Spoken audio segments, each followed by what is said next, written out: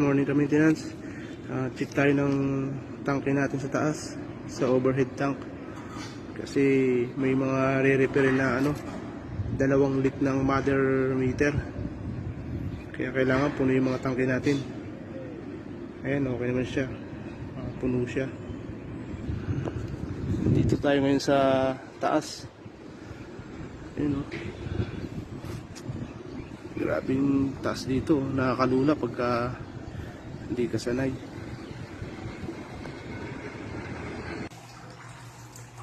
Ayan, ka-maintenance, mukhang may problema yung float valve namin.